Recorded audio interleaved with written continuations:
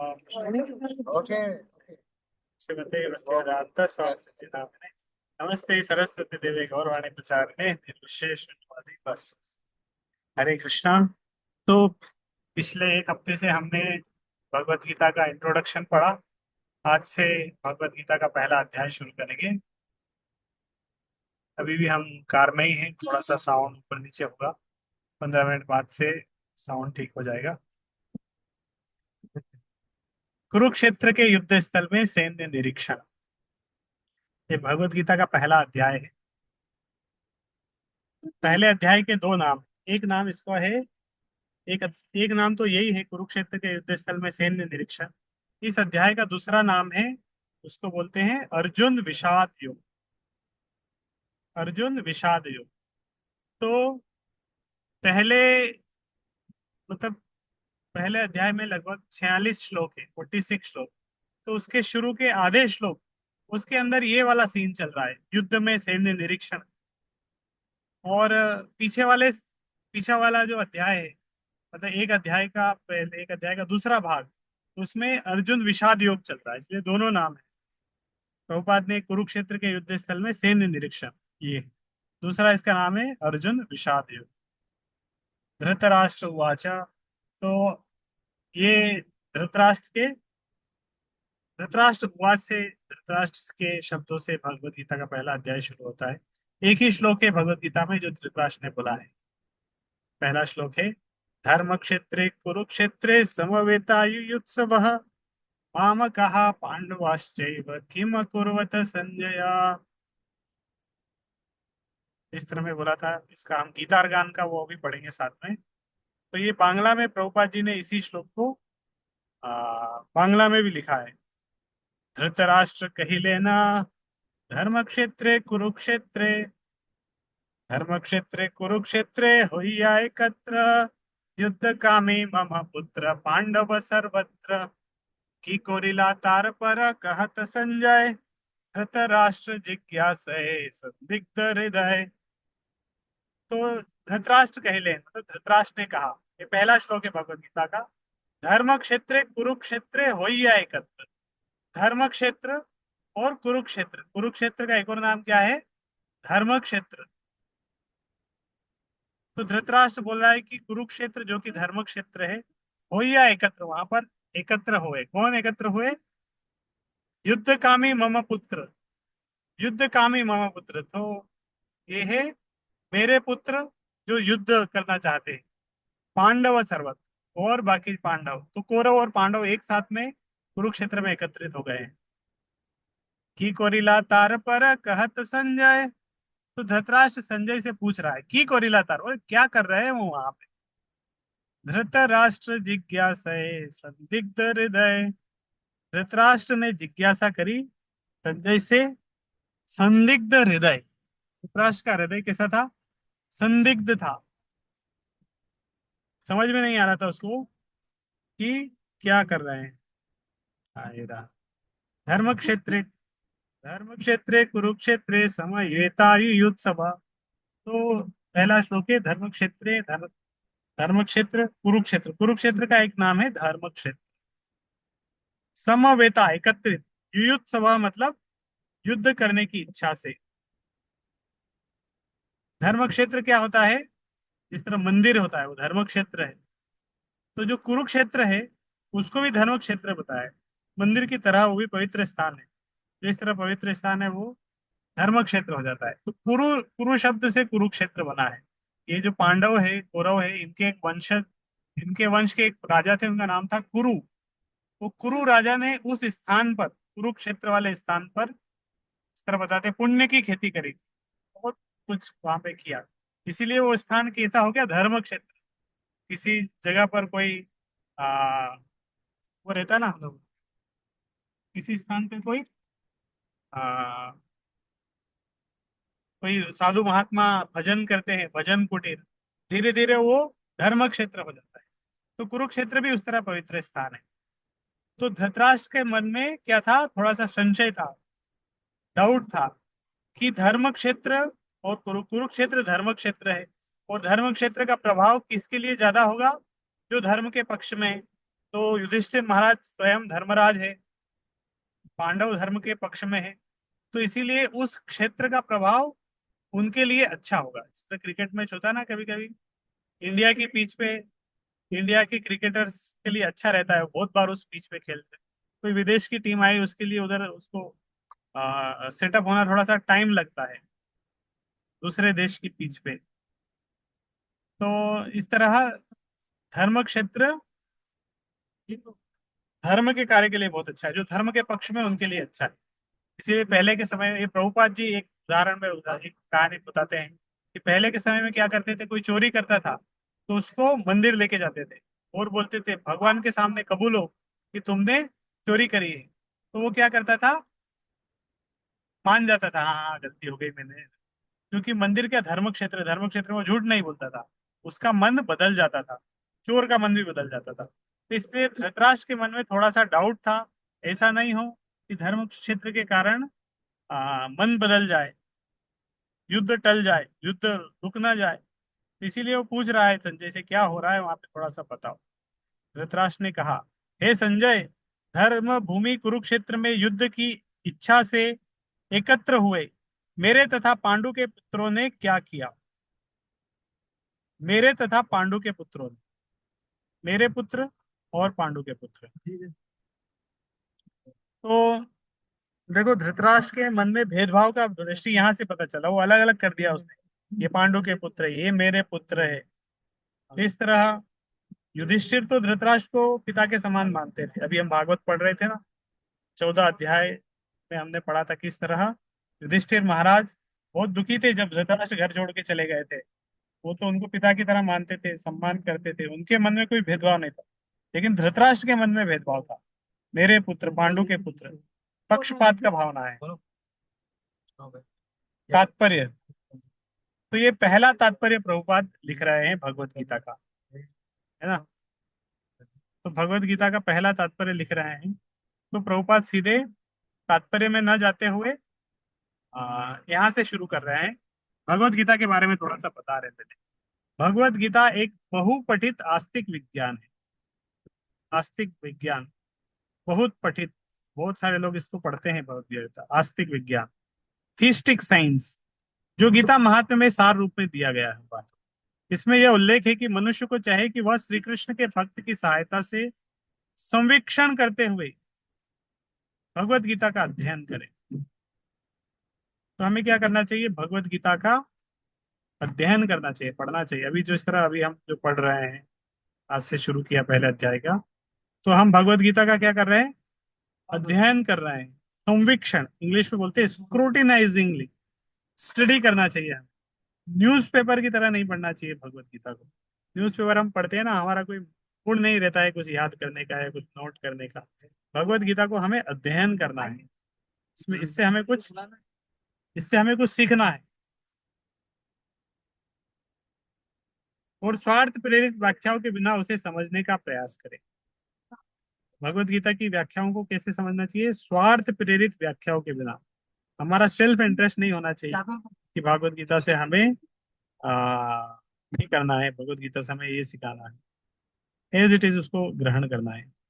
अर्जुन ने जिस प्रकार से साक्षात भगवान से गीता सुनी और उसका उपदेश ग्रहण किया, इस प्रकार की स्पष्ट अनुभूति का उदाहरण भगवत गीता में ही है।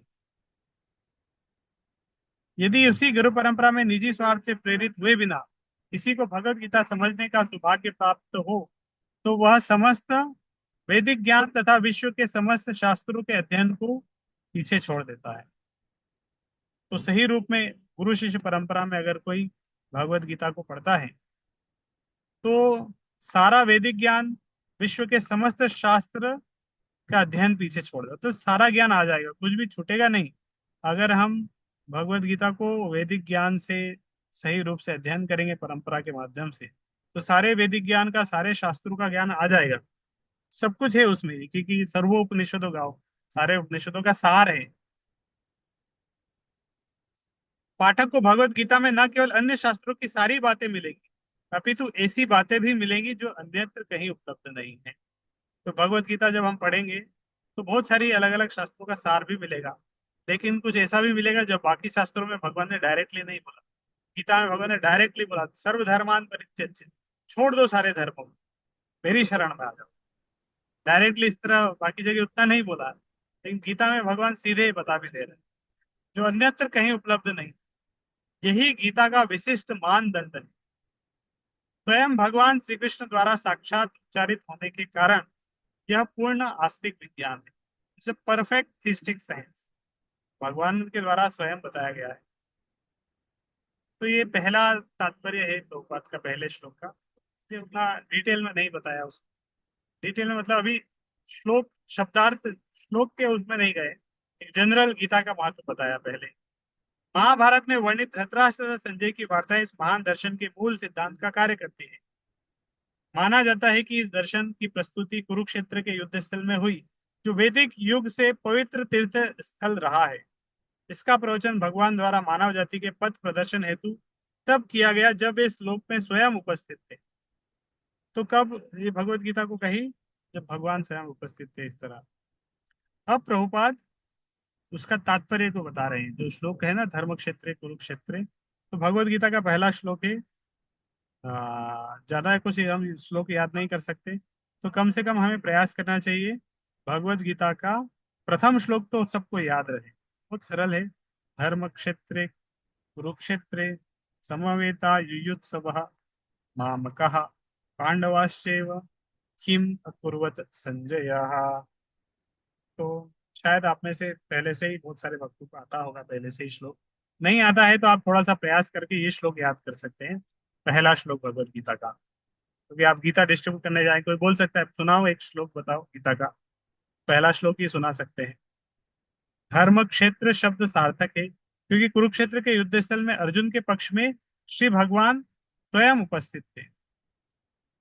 तो धर्म के पक्ष में, और धर्म साक्षात धर्म, धर्मम तो साक्षात भगवत प्रणीतम, भगवान स्वयं जिधर उपस्थित है धर्म उधर ही है, धर्मराज भी उधर है। कौरवों के पिता धृतराष्ट्र अपने पुत्रों की विजय की संभावना के विषय में अत्यधिक संदिग्ध था। धृतराष्ट्र को डर था, अरे ये कुरुक्षेत्र में युद्ध हो रहा है, वो धर्म क्षेत्र है, इसीलिए ये धर्म के पक्ष इनको ज्यादा फायदा मिलेगा उसको। तो इसीलिए धृतराष्ट्र के मन में थोड़ा सा संदेह था, संदिग्ध था। अतः इसी संदेह के कारण उसने अपने सचिव से पूछा उन्होंने क्या किया। इसलिए वो संजय से पूछा क्या ऐसा तो नहीं मन बदल गया हो वहां जाके, युद्ध हो रहा है कि नहीं, तो होना चाहिए। वह आश्वस्त था कि उसके पुत्र तथा उसके छोटे भाई के पुत्र कुरुक्षेत्र के युद्ध भूमि में निर्णयात्मक संग्राम के लिए एकत्र हुए हैं। फिर भी उसकी जिज्ञासा सार्थक है। वह नहीं चाहता था कि भाइयों में कोई समझौता हो, अतः वह युद्ध भूमि में अपने पुत्रों की नियति के विषय में आश्वस्त होना चाह रहा था। तो धृतराष्ट्र भी चाहता था युद्ध हो जाए, पांडव हार जाए, साइड से हो जाए, दुर्योधन राजा बने। और इनके पास ऐसे बड़े बड़े योद्धा थे ना, कर्ण, भीष्म पितामह, द्रोणाचार्य। तो सबको कंफर्म था कि ये पांडव जीत ही नहीं सकते, इतने बड़े बड़े योद्धा हैं, पांडव कैसे जीतेंगे इनके सामने, और हमारी इतनी बड़ी आर्मी है, इतनी बड़ी सेना है, 5 पांडव इनके साथ थोड़े बहुत लोग, ये क्या हमें हराएंगे। क्योंकि इस युद्ध को कुरुक्षेत्र में लड़ा जाना था, जिसका उल्लेख वेदों में स्वर्ग के निवासियों के लिए भी तीर्थ स्थल के रूप में हुआ है। अतः धृतराष्ट्र अत्यंत भयभीत था कि इस पवित्र स्थल का युद्ध के परिणाम पर न जाने कैसा प्रभाव पड़े। उसे भली भांति ज्ञात था कि इसका प्रभाव अर्जुन तथा पांडु के अन्य पुत्रों पर अत्यंत अनुकूल पड़ेगा। उसको पता है कि धर्म क्षेत्र में युद्ध होगा तो किसके ऊपर किसके ऊपर ज्यादा प्रभाव पड़ेगा? आ, धर्म के पक्ष में जो है उनके ऊपर ज्यादा उसका प्रभाव रहेगा। सर बताते हैं कि अपनी गली में तो कुत्ता भी शेर रहता है। तो जब कुत्ते से कोई दूसरे कुत्ते लड़ने आते हैं, वो अपनी गली में रहता है ना, तो उसको कॉन्फिडेंस रहता है हमारी गली है। तो एक अंदर इस अलग ही साहस रहता है। लेकिन दूसरे की गली में जाता है तो उसको डर लगता है, भागता है वहां से अपनी गली की तरफ। तो इस तरह धर्म के पक्ष में है पांडव, वो धर्म क्षेत्र है, तो उनकी तरह उनको इसका एक आ, सही उसका वो मिलेगा सही। वो धृतराष्ट्र के मन में चल रहा था, ऐसा ही होगा कुछ। और धृतराष्ट्र प्रश्न भी पूछ रहा है क्या हुआ वहां पे। उत्तर है, दो सेनाएं हैं, युद्ध क्षेत्र में आ गई है, इकट्ठी हुई, तो युद्ध ही होगा। फिर भी उसके मन में डाउट था, युद्ध हो रहा है कि नहीं, तो नहीं गया, किसी का मन तो नहीं बदल गया। संजय श्रीवास का शिष्य था, अतः उनकी कृपा से संजय धृतराष्ट्र के कक्ष में बैठे बैठे कुरुक्षेत्र के युद्ध स्थल का दर्शन कर सकता था। इसीलिए धृतराष्ट्र ने उससे युद्ध स्थल की स्थिति के विषय में पूछा। तो धृतराष्ट्र ने किससे पूछा? संजय से। संजय बताओ क्या चल रहा होता है। संजय धृतराष्ट्र का सेक्रेटरी है और हमेशा सहायता करता, धृतराष्ट्र को बताता था। और व्यासदेव के शिष्य होने के कारण वहां पे कुरुक्षेत्र में बहुत सारे कैमरे लगे थे, और एक स्मार्टफोन था जहाँ जहाँ पे लाइव चल रहा था, सीसीटीवी, बहुत से सीसीटीवी कैमरे लगे थे, और उसकी टीवी सेटअप था हस्तिनापुर में कनेक्शन। तो सारे एंगल से उधर से संजय देख रहा था, सारे एंगल से पूरे युद्ध को। और किसने सेटअप किया था? व्यासदेव ने सेटअप किया था, दिव्य दृष्टि से, बिना इलेक्ट्रिसिटी के। इसीलिए धृतराष्ट्र ने उससे युद्ध स्थल की स्थिति के विषय में पूछा। संजय, धृतराष्ट्र की भी इच्छा थी, मैं जानना चाहता हूँ कैसा चल रहा है युद्ध। अंधा है लेकिन फिर भी जानना चाहता, अपडेट पता करना चाहता है। तो देख तो नहीं पाएगा, सुन के भी पता करना चाहता है, उत्सुक है। पहले के समय में जब टीवी नहीं थी ना, रेडियो चलता था, मैच होता था, लोगों के अंदर इतना उत्साह था, इतना उत्साह रहता था, रेडियो लेके कान के पास बैठे रहते थे। एक रेडियो के आसपास 5-7 लोग बैठ जाते थे, केवल कमेंट्री सुनते थे। मैच वगैरह कुछ दिखता नहीं था, कुछ ही लोग देख पाते थे, बाकी लोग कमेंट्री सुन के ही खुश हो जाते थे। तो इसी तरह कमेंट्री सुन के धृतराष्ट्र ने भी सोचा कि कम से कम कमेंट्री सुन लेंगे, युद्ध तो नहीं देख पाएंगे, कमेंट्री सुन के ही उसका अनुमान लगा लेंगे क्या हो रहा है। और संजय एक्सपर्ट थे कमेंट्री सुनाने में, तो संजय देख रहे थे, उधर से कमेंट्री सुना रहे थे धृतराष्ट्र को। पांडव तथा धृतराष्ट्र के पुत्र दोनों ही एक वंश से संबंधित थे। यहाँ किंतु यहाँ पर धृतराष्ट्र के वाक्य से उसके मनोभाव प्रकट होते हैं। तो पांडव और धृतराष्ट्र दोनों के पुत्र दोनों ही कौरव है, क्योंकि पांडवों के वंश पूर्वज भी कुरु है। उसने जानबूझकर अपने पुत्रों को कुरु कहा, मेरे पुत्र कौरव है, हम कुरु हैं, हम वंश, इस वंश को आगे बढ़ा रहे हैं। और पांडु के पुत्रों को वंश के उत्तराधिकार से विलग कर दिया, बोले पांडु के पुत्र है। इस तरह पांडु के पुत्रों अर्थात अपने भतीजों के साथ धृतराष्ट्र की विशिष्ट मन स्थिति समझी जा सकती, भेदभाव करते थे। जिस प्रकार धान के खेत से अवांछित पौधों को उखाड़ दिया जाता है, उसी प्रकार इस कथा के प्रारंभ आरंभ से ही ऐसी आशा की जाती है कि जहां धर्म के पिता श्री कृष्ण उपस्थित हो, वहां कुरुक्षेत्र रूपी खेत में दुर्योधन आदि धृतराष्ट्र के पुत्र रूपी अवांछित पौधों को समूल नष्ट करके युधिष्ठिर आदि नितांत धार्मिक पुरुषों की स्थापना की जाएगी। यहाँ धर्म क्षेत्र तथा कुरुक्षेत्र शब्दों की उनकी ऐतिहासिक तथा वैदिक महत्ता के अतिरिक्त यही सार्थकता है। तो यहाँ पर एक एनोलॉजी है, किस तरह धान का खेत रहता है, उसके अंदर धान का पौधा रहता है, लेकिन साथ में अवांछित पौधे भी आ जाते हैं, घास फूस भी उग जाती है।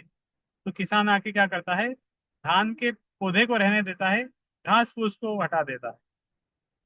तो इसी तरह भगवान यहाँ पे जो धर्म के पिता है श्री कृष्ण, अभी कुरुक्षेत्र रूपी खेत में क्या कर रहे हैं, जितने भी खरपतवार है, दुर्योधन धृतराष्ट्र के पुत्र सबको, उन सबको हटा देंगे, और युधिष्ठिर को एक धार्मिक पुरुष की तरह स्थापना करेंगे। धर्म संस्थापना है, धर्म की स्थापना।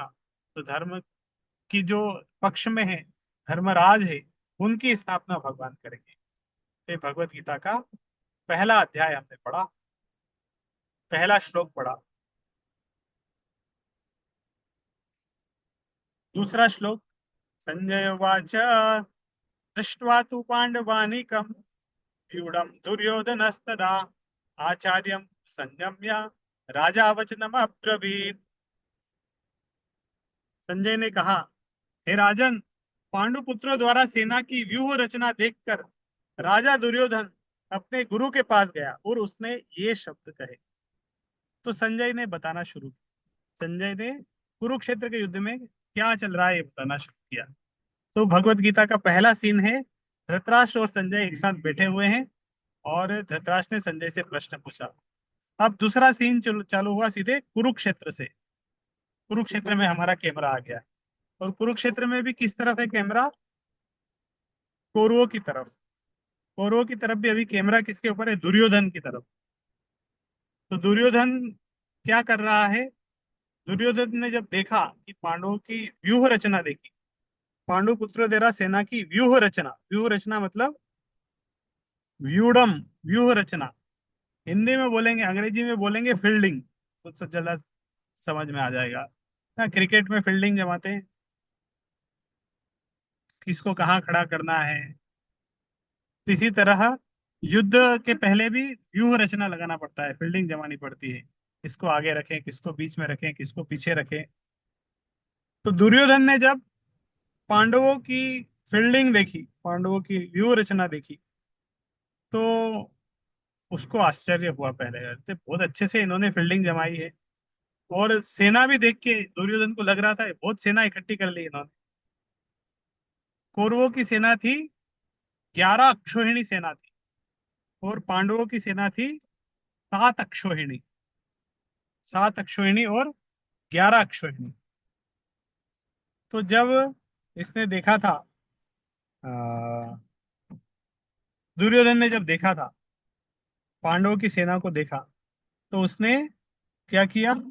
पांडवों की सेना देखने के बाद उसने रिपोर्ट देना चाहा, क्या क्या है, कौन कौन है, इस तरह। तो द्रोणाचार्य के पास गया वो, और कुछ शब्द बोलने लगा।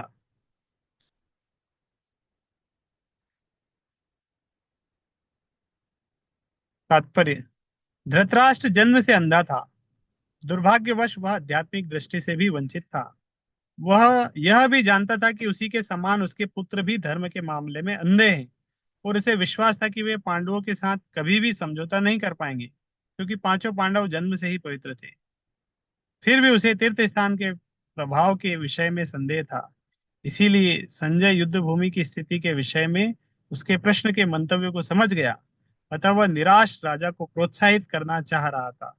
उसने उसे विश्वास दिलाया कि उसके पुत्र पवित्र स्थान के प्रभाव में आकर किसी प्रकार का समझौता करने नहीं जा रहे हैं। उसने राजा को बताया कि उसका पुत्र दुर्योधन पांडवों की सेना को देखकर तुरंत अपने सेनापति द्रोणाचार्य को वास्तविक स्थिति से अवगत कराने गया। इधर के सेनापति कौन थे? द्रोणाचार्य। और कौरवों के, पांडवों के सेनापति कौन थे? आपको पता हो तो आप आंसर कर सकते हैं, चैट बॉक्स में डाल सकते हैं। पांडवों के सेनापति कौन थे? यद्यपि दुर्योधन को राजा कहकर संबोधित किया गया है, तो भी स्थिति की गंभीरता के कारण उसे सेनापति के पास जाना पड़ा। अतएव दुर्योधन राजनीतिज्ञ बनने के लिए सर्वथा उपयुक्त था, किंतु जब उसने पांडवों की व्यूह रचना देखी, तो उसके यह कूटनीतिक व्यवहार उसके भय को छिपा न पाया। द्रोणाचार्य, धृष्टद्युम्न, यस, धृष्टद्युम्न, द्रोणाचार्य नहीं। द्रोणाचार्य उनके हैं, कौरवों के हैं। तो जब आप धृतराष्ट्र के बारे में आप सोचते हैं, धृतराष्ट्र के बारे में जब कोई आप सुनते हैं, धृतराष्ट्र शब्द आपके मन में आता है, धृतराष्ट्र, तो सबसे सबसे पहली चीज क्या आती है आपके मन में? जब जब आप धृतराष्ट्र का नाम सुनते हैं, तो पहला आपके मन में क्या विचार आता है? जो विचार आता है आप थोड़ा सा चैट बॉक्स में टाइप करके एक दो शब्द, धृतराष्ट्र का नाम सुन के ये शब्द आपको याद आ रहा है, या ये वाक्य याद आ रहा है, या ये स्टोरी याद आ रही है, ये एग्जाम्पल जो भी याद आ रहा है, 1 2 मिनट का समय है, आप सोचिए और उसको चैट बॉक्स में टाइप करके लिख दीजिए। धृतराष्ट्र के बारे में श्रवण करके क्या आपके मन में कैसा भाव आ रहा है धृतराष्ट्र का नाम सुन के? उसके बाद हम शुरू करते हैं। हरे कृष्णा। तो अलग अलग बहुत सारे आंसर आए। धृतराष्ट्र का नाम सुन के क्या याद आता है? एक आंसर आया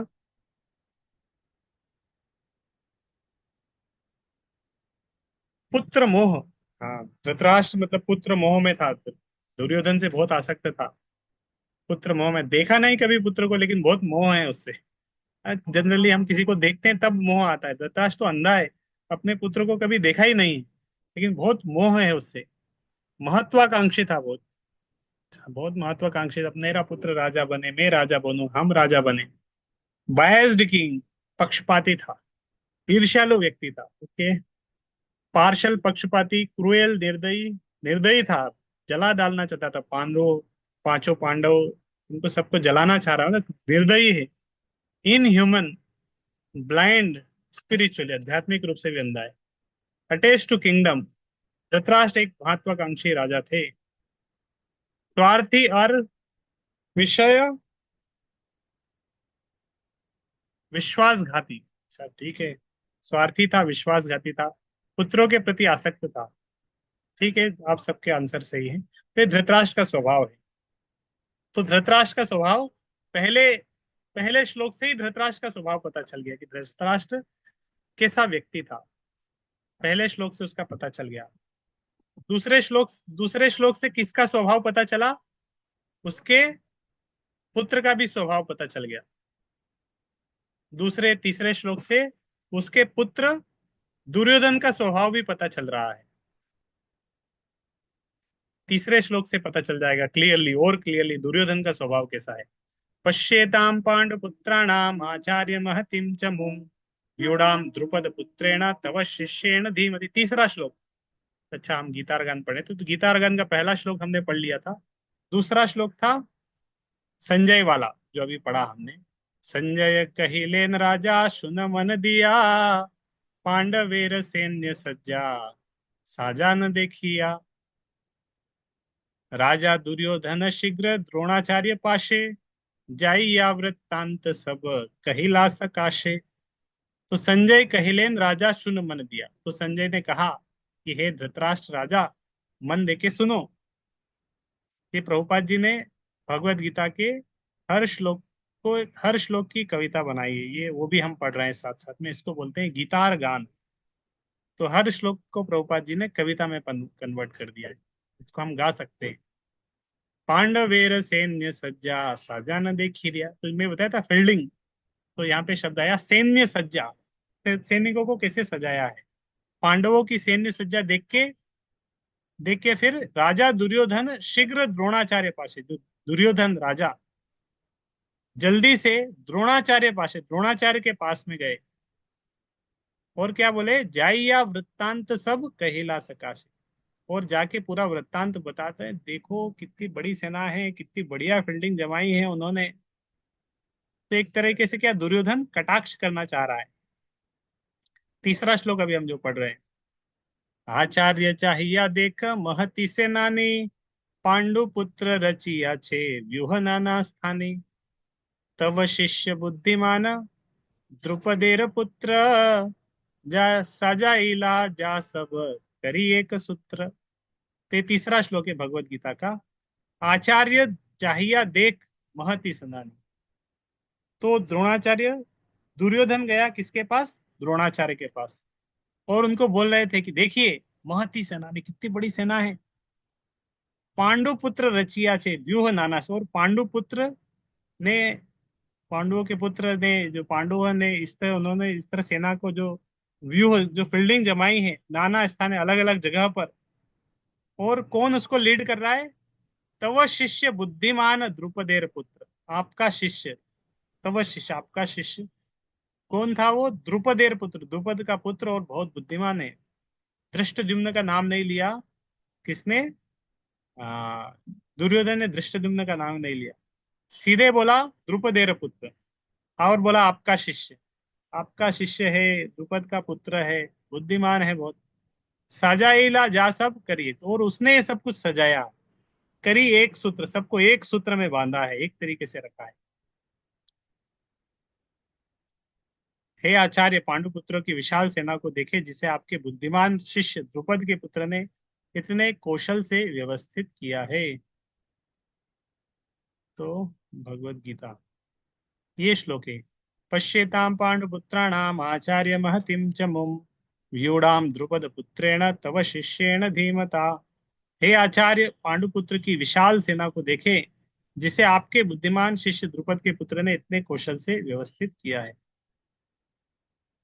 तो बस 3 श्लोक ही पढ़ेंगे आज हम। परम राजनीतिज्ञ दुर्योधन महान ब्राह्मण सेनापति द्रोणाचार्य के दोषों को इंगित करना चाह रहे थे। तो दुर्योधन पांडवों की महिमा का गान कर रहे हैं, लेकिन साथ में द्रोणाचार्य से ऐसे बात कर रहे हैं तो लगा रहे हैं कि आपका दोष है, सारा आपका शिष्य है वो, आपके विपक्ष में देखो किस तरह कार्य कर रहा है। अर्जुन की पत्नी द्रौपदी के साथ, राजा द्रुपद के साथ द्रोणाचार्य का कुछ राजनीतिक झगड़ा था। तो द्रौपदी के पिता है द्रुपद, धृष्टद्युम्न के पिता भी द्रुपद।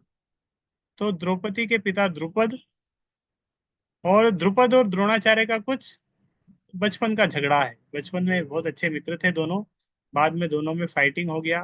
द्रुपद ने जब छोटा था द्रोणाचार्य को बोला था कि मैं तो राजा बनूंगा आगे चल के, और मैं जब राजा बनूंगा तुमको भी आधा राज्य दे दूंगा, इस तरह बोला था। बात बात में बोल दिया होगा। तो जब बड़े हो गए, द्रोणाचार्य गए द्रुपद के पास मिलने। द्रुपद समझ गया, अरे ये राज मांगने तो नहीं आ गया है। तो द्रुपद पलट गया। वो तो पहचानने से ही इनकार कर दिया। अरे बोले बहुत सारे थे गुरुकुल में, कितने सारे बचपन में लोग थे, अब सबको थोड़ी याद रख सकते हैं। अब फोटो, ग्रुप फोटो तो है नहीं, कोई थे ढूंढ ले कि तुम थे, अब कितने लोग आए कितने ही चले गए, सबको तो याद नहीं रख पाएंगे। इस तरह द्रुपद ने क्या किया, द्रोणाचार्य को साइड कर दिया। और द्रोणाचार्य को क्रोध आया, अरे बोले तुम मुझे इस तरह साइड कर दिए।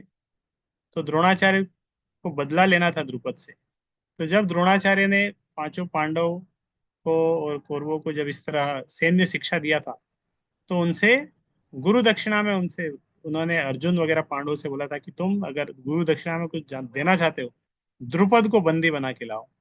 तो अर्जुन वगैरह सब गए, द्रुपद को चुनौती दी, राजा द्रुपद, और द्रुपद को हरा दिया। और द्रुपद को बंदी बना के द्रोणाचार्य के सामने लेके आए। द्रोणाचार्य ने फिर द्रुपद को याद दिलाया, बोले पहचाना, गुरुकुल के मित्र हो, हम मैं तुम्हारे गुरुकुल का मित्र।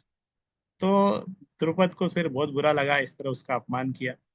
द्रोणाचार्य का पहले उसने अपमान किया, तभी द्रोणाचार्य ने द्रुपद का अपमान कर दिया। तो दोनों में पहले से ही बचपन से मित्रता थी, बाद में शत्रु हो गए थे दोनों। बाद में द्रोणाचार्य ने द्रुपद को छोड़ दिया, बोले ठीक है, मैं तुम्हें, तुम मुझे अपना राज्य क्या देते, मैं तुम्हें तुम्हारा ही राज्य तुमको दान में देता हूँ, जाओ। तो इसे द्रुपद को छोड़ दिया था। तो द्रुपद अपमान के साथ फिर से गया।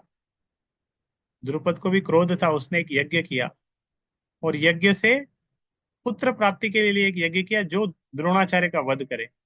तो वो पुत्र का जन्म हुआ धृष्टद्युम्न। उस यज्ञ से धृष्टद्युम्न का जन्म हुआ, द्रौपदी का भी जन्म हुआ। तो ये सीधे, इनका कोई बचपन नहीं है। धृष्टद्युम्न द्रौपदी का कोई बचपन के फोटो उठाएंगे, बचपन का कोई कुछ नहीं है, सीधे ये युवा अवस्था में ही जन्म, ये यज्ञ से प्रकट हुए। तो ये सामान्य वो नहीं है। तो धृष्टद्युम्न युद्ध शिक्षा के लिए उसको सौंपा गया, द्रोणाचार्य के पास गए थे फिर। तो उसे अपने सारे सैनिक रहस्य प्रदान कर दिए थे द्रोणाचार्य ने। द्रोणाचार्य को पता था ये मेरी मृत्यु का कारण होगा, ये मेरी मृत्यु करेगा। फिर भी द्रोणाचार्य ने उसको सब कुछ सिखाया था। अभी दुर्योधन याद दिला रहे थे, ये आपका पुत्र है, ये आपका शिष्य है, देखो आपको मारेगा, आपके अगेंस्ट में देखो उसने कितने कितना है। और द्रुपद का नाम नहीं लिया, धृष्टद्युम्न नाम नहीं लिया। इसने क्या बोला दुर्योधन ने, द्रुपद का पुत्र, तो ताकि द्रोणाचार्य जब सुनेगा द्रुपद का नाम तो और द्रोणाचार्य को भी थोड़ा क्रोध आए, द्रुपद का पुत्र है। अब धृष्टद्युम्न कुरुक्षेत्र की युद्ध भूमि में पांडवों का पक्ष ले रहा था, और उसने द्रोणाचार्य से जो कला सीखी थी उसी के आधार पर उसने यह व्यूह रचना रखी थी, पूरी फील्डिंग जमाई थी। दुर्योधन ने द्रोणाचार्य की इस दुर्बलता की ओर इंगित किया, जिससे वह युद्ध में सजग रहे और समझाता न करे। तो दुर्योधन द्रोणाचार्य को सतर्क करना चाहते, देखो आप इनको जो सिखाए थे आपके अगेंस्ट में सब यो कर रहे हैं, तो आप सतर्क रहें इनसे, समझौता ना करें, लापरवाही ना करें, ढील ना दे बिल्कुल। इसके द्वारा वह द्रोणाचार्य को यह भी बताना चाह रहा था कि वही, कहीं वह अपने प्रिय शिष्य पांडवों के प्रति युद्ध में उदारता न दिखाए। तो दुर्योधन इस तरह बोल रहा था, बताना चाह रहा था कि द्रोणाचार्य को ये आपके शिष्य हैं, प्रिय शिष्य हैं, लेकिन इनके प्रति उदारता न दिखाए, अच्छे से युद्ध करे। विशेष रूप से अर्जुन अर्जुन उसका अत्यंत प्रिय एवं तेजस्वी शिष्य था।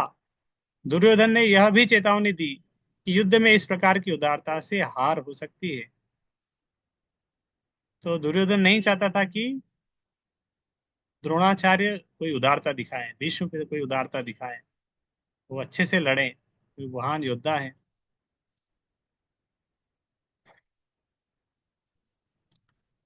तो भगवत गीता के ये 3 श्लोक आज हमने पढ़े। हम रोज थोड़े थोड़े, तीन चार, दो चार, पाँच, इस तरह थोड़े थोड़े श्लोक पढ़ेंगे। हमें कोई जल्दी नहीं है। ऐसा नहीं है हमें भगवत गीता पढ़ के खत्म करनी है। हमें भगवत गीता के श्लोक को पढ़ना है, समझना है, तात्पर्य को समझना है, प्रभुपाद क्या बताना चाह रहे हैं, क्या उसका अर्थ है। हम एक साल में अगर एक अध्याय भी पढ़ेंगे, आधा गीता भी पढ़ेंगे, तो भी ठीक है। लेकिन हमें उसको धीरे धीरे हम पढ़ेंगे समझ के। और इसके ऊपर कुछ नोट्स वगैरह भी है, वो भी हम रेफर करेंगे। तो तीन श्लोक ही रखते हैं। कल हम इससे आगे पढ़ेंगे। आप भी भगवत गीता आपके पास हो तो वहां से पढ़ सकते हैं। तो ये तीन श्लोक गीतार गान के भी, ये तीन श्लोक हो गए हैं। ये गीतार गान प्रभुपाद ने 1962 में लिखा था। क्योंकि साथ में चल रहा है इसलिए आपको। 1962 में श्रील प्रभुपाद ने भगवत गीता के 700 संस्कृत श्लोक को बहुत सुंदर तरीके से बंगाली दोहे के रूप में अनुवाद किया, जिसे उन्होंने गीतार गान कहकर संबोधित किया।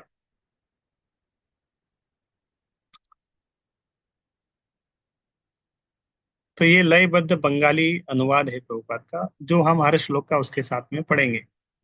इसको गा भी सकते हैं। धृतराष्ट्र कहिले ना, धर्म क्षेत्रे कुरुक्षेत्रे होइया एकत्र, युद्ध कामे मम पुत्र पांडव सर्वत्र। इकोरिला तार पर कहत संजय, धृतराष्ट्र जिज्ञासय संदिग्ध हृदय। संजय कहिलेन राजा सुन मन दिया, पांडवेर सैन्य सज्जा साजा न देखिया। राजा दुर्योधन शीघ्र द्रोणाचार्य पाशे, जाइया वृत्तांत सब कहिला सकाशे।